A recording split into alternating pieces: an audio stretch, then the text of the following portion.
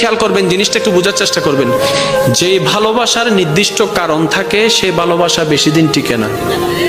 মনে করেন আপনি কাউকে ভালোবেসেছেন তার হাসি দেখে, এই হাসি যতদিন সুন্দর লাগবে ভালোবাসা থাকবে, হাসি যখন সুন্দর লাগবে না ভালোবাসা অটোমেটিক শেষ হয়ে যাবে।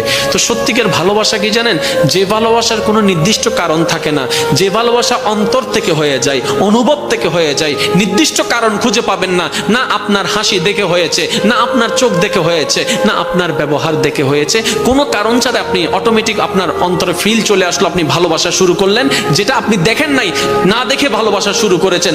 দেখবেন এই ভালোবাসা কখনো শেষ হবে না। মনে রাখবেন এটা রহমানের দরবার থেকে স্বামীর অন্তরে স্ত্রী, স্ত্রীর জন্য স্বামীর জন্য আসা ভালোবাসা। কেমন ভালোবাসা? এই ভালোবাসা কখনো ডিভোর্স আনবে না, কারণ সে সারা জীবন কেটে যাবে কেন ভালোবাসি কেন ভালোবাসি এই কারণ খুঁজতে খুঁজতে জীবনেই চলে যাবে, জীবনেই শেষ হয়ে যাবে, ডিভোর্স হওয়ার কোনো সম্ভাবনা আর থাকবে না। বলেন না সুবহান।